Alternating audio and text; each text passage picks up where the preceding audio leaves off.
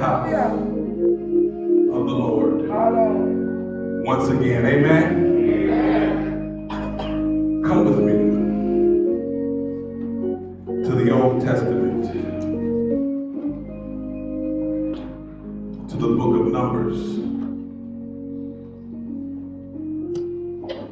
chapter number 27, beginning with the first verse. Numbers 27.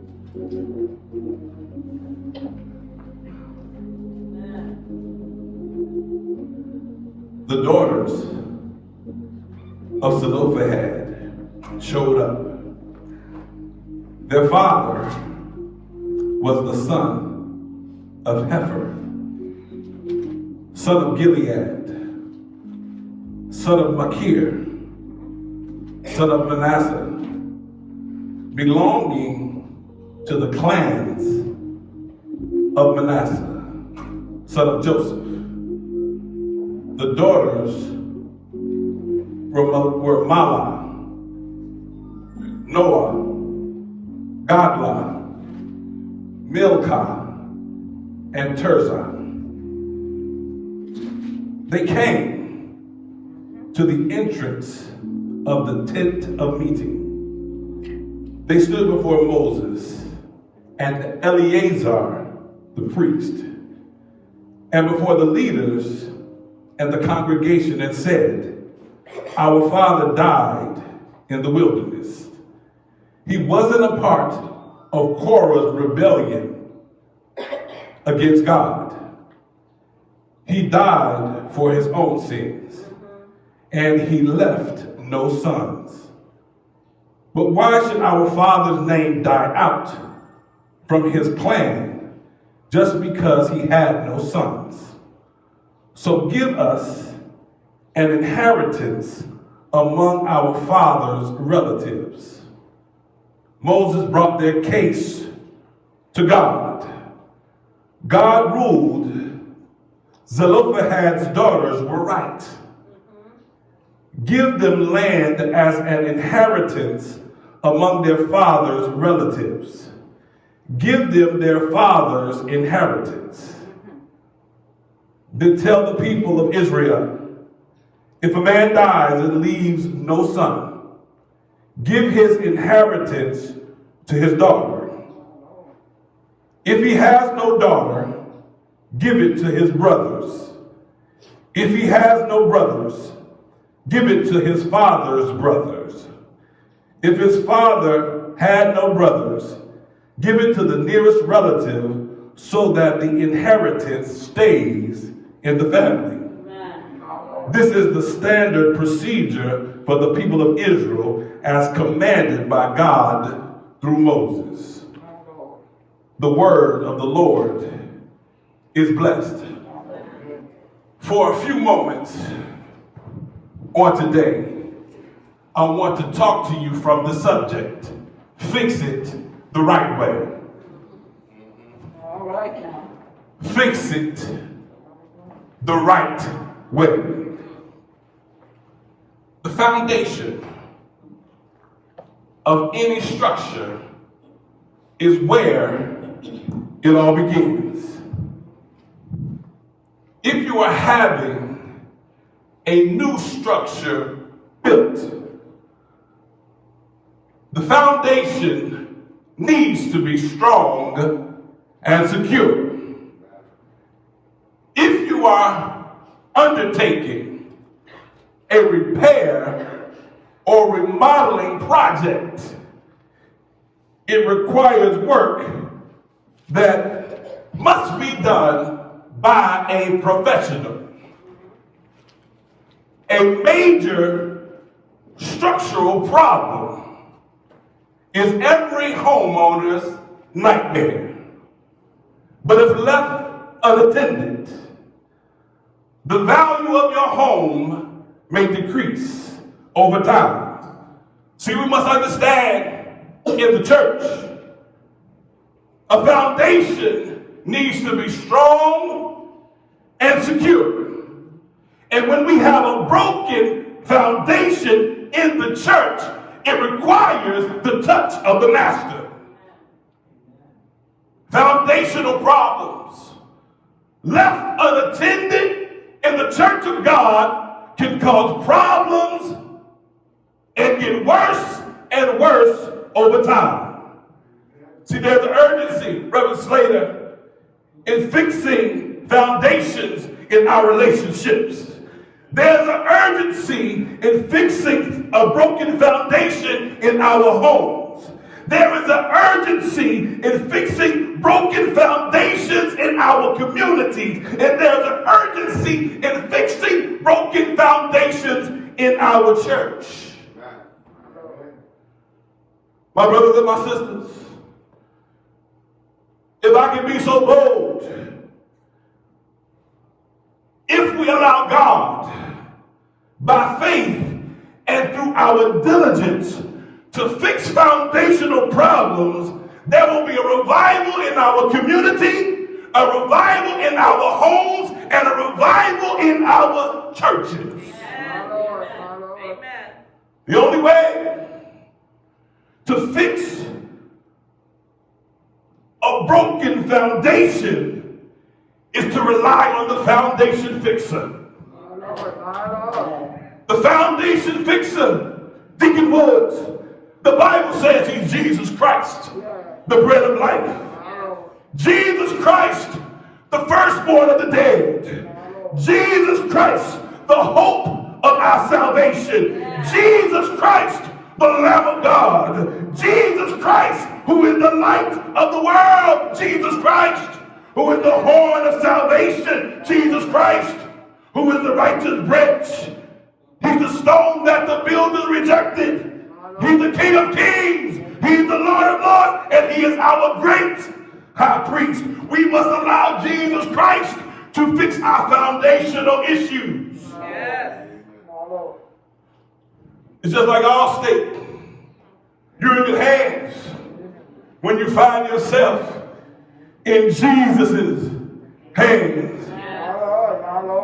However, in order for this to occur, we have to have a desire that the foundation be fixed. Yes. It has to be, Lamont, something that we want. It has to be something that we desire, and we must want change around us. And when we want change around us, we want it done the right way. We all have feelings about how things should be.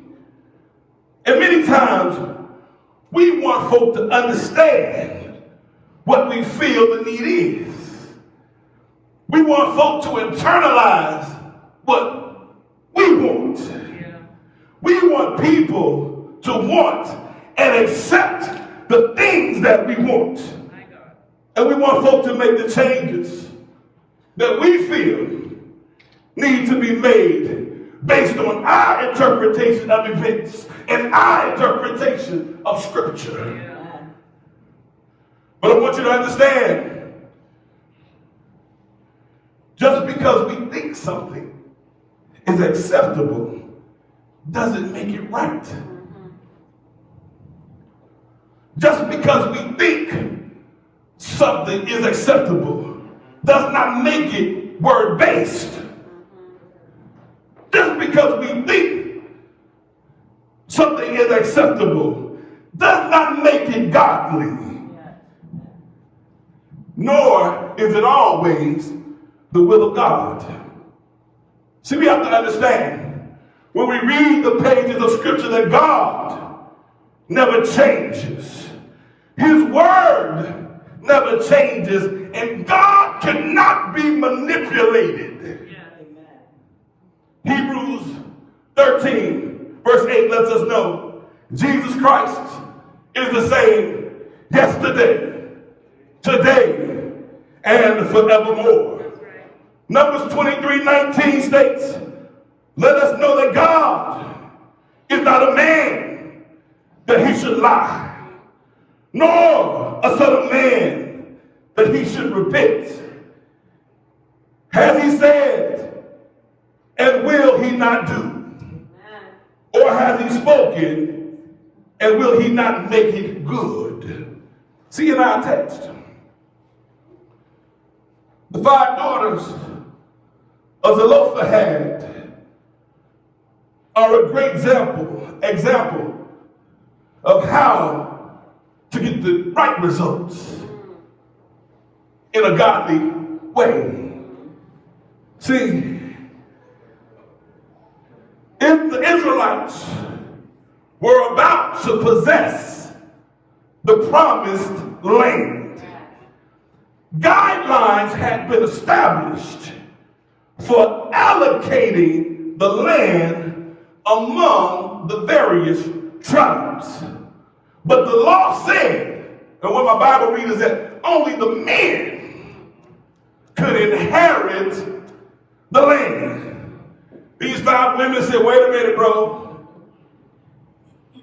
This ain't right. If they were denied the opportunity by the law to receive the inheritance left by their father. So what they did, they challenged the law by taking their case to Moses. And they said, our father died in the wilderness. He had no sons. Give us possession among our father's brothers. Yeah. Now see, you have to understand this. Since it was God that gave the law, yes, he did. God is the only one who can change the law. Right. Somebody needs to understand that on today, that even though we might not want to abide by the rules that God has laid in place, but we cannot change God's rules no matter how we feel about what he has laid out. Since it was God who gave the law, I'm going to say it one more time, only God can change it. So Moses took their case before the Lord. Let me park there for a second. Many times before we speak, we need to take our case before the Lord. And we need to wait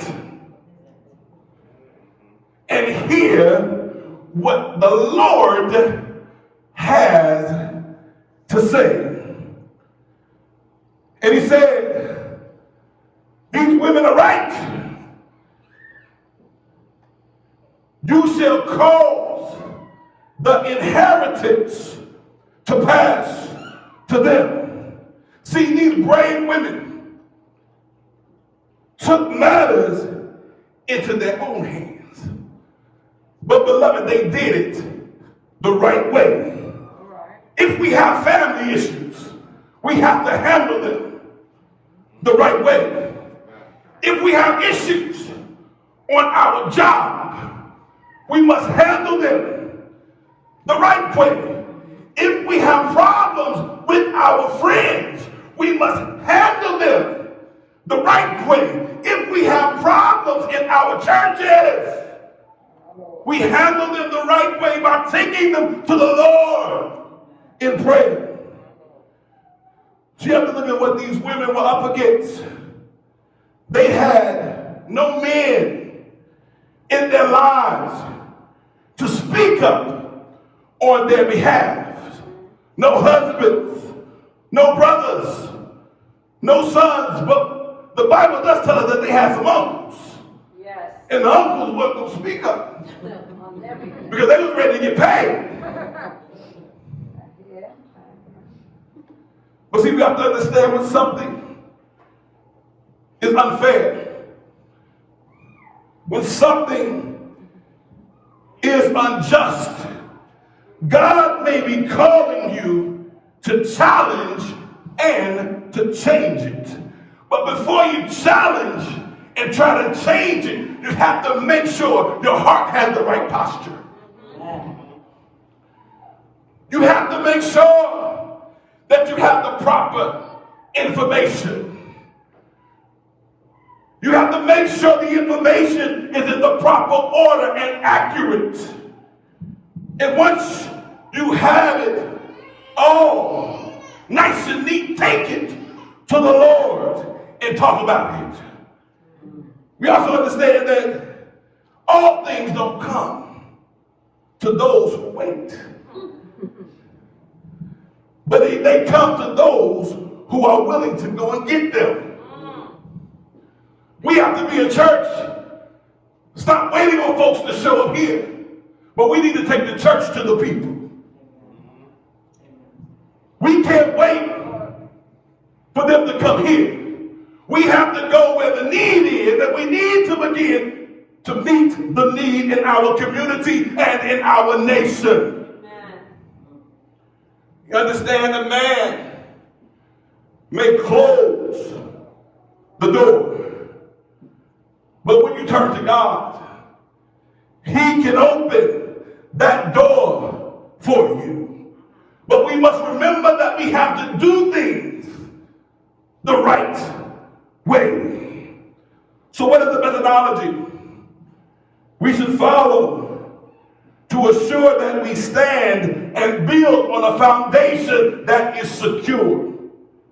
Number one, be willing to use godly principles. Amen. Amen. Let me tell you something. Complaining doesn't change anything. Being dishonest doesn't change anything. Ungodly practices don't change anything. Doing things contrary to the word and the will of God will do more damage than good. And it just makes things worse, and it makes people more miserable. See, in the text, with millions of people entering the promised land, other women were in the same predicament. But nothing changed until these women became proactive and refused to accept the status quo. My brothers and my sisters, we have to start being proactive and not reactive. They took courage. Going before Moses is like going before the Supreme Court. Solutions are found when you decide to face your problems head on and do something constructive about them. God's people are called to be productive. Refuse to accept just anything. Be strong and be courageous. And we take it to the Lord in prayer. No matter what we do, strive to be productive. In danger seen unseen, strive to be productive. If you have to stand all alone, stand and be productive. Point number one, be willing to use godly principles to do something about the issues. Point number two, be clear about what is required.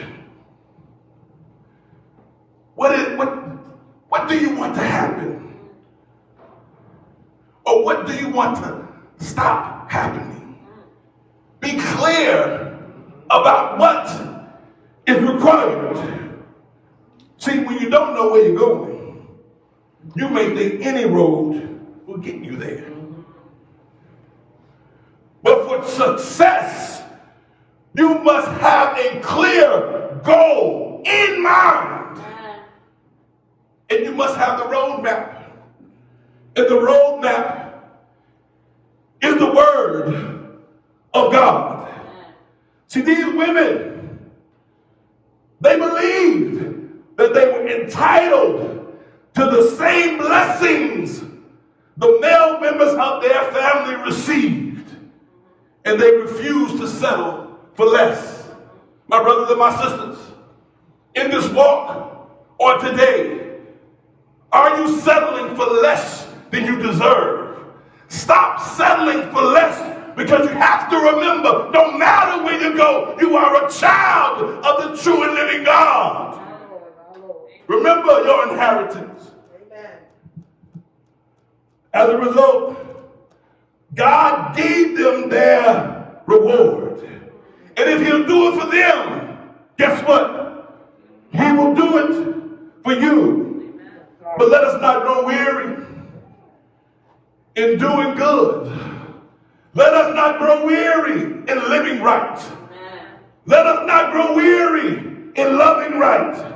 For in due season we shall reap if we faint not.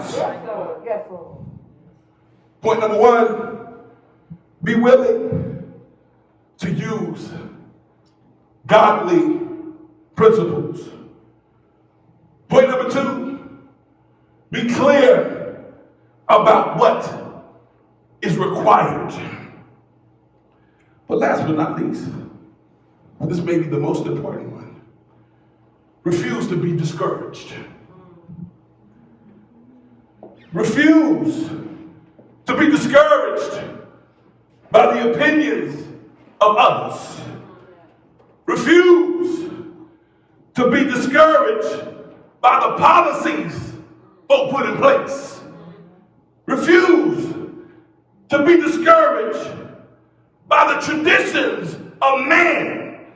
See, under the Mosaic law, women weren't even numbered as part of the congregation. Can you imagine what our church would look like if we still live by that practice today? Many times in Scripture, God altered the norm in response to bold faith. And having bold faith, my brothers and my sisters, has changed the destiny of many individuals. And we have to believe that what God has done for you, he will do for me. If God delivered you, he will deliver me. If God has healed your sickness, he will deliver me. But we must be willing to use godly principles. That means we are students and children of the Word of God, and we are clear about what is required, and we refuse to be discouraged.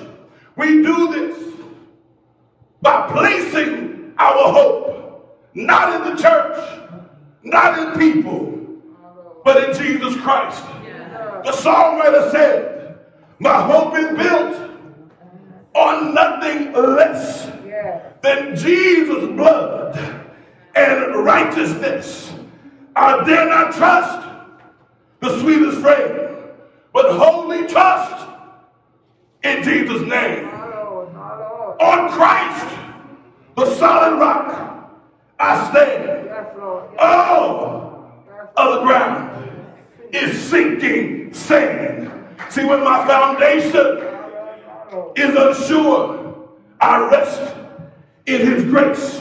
When trouble tries to take me down, I rest in his grace. When I feel like I'm all alone, I rest in his grace. In the midst of hard times, see, I rest in his grace. In the midst of adversity, I rest in his grace. In the midst of uncertain situations, I rest in his grace. When trouble tries to surround me, I rest in his grace. But when God does what he does, I rejoice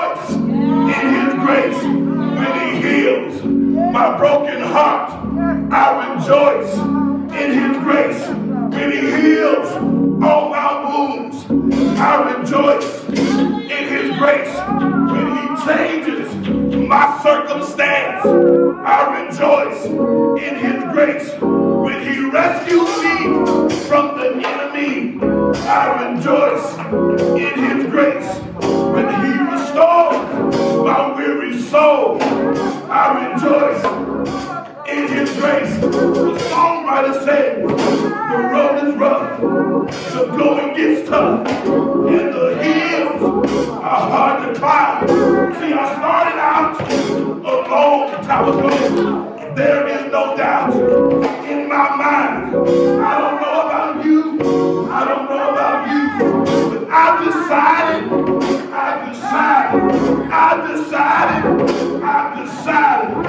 to make Jesus my choice. No one can take my joy when Jesus is my choice. No one can disrupt my peace when Jesus is my choice. No one can discourage me when Jesus is my choice. No one can break me down when Jesus is my choice. The songwriter says, my faith looks up to thee, thou Lamb of Calvary, Savior divine. He's my Savior divine. See, the foundation will be restored when our faith is in God. Worship will continue to be birthed because our faith is in God. The enemy can't take hope down because our faith is in God. The enemy can't change the outcome. Our faith is in God. We won't be discouraged. We won't be disconnected. We won't be derailed. We won't be discouraged. And our faith is in God. Because great is thy faith. Morning by morning, new mercies I see.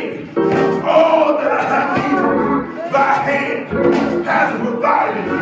Great is thy faithfulness.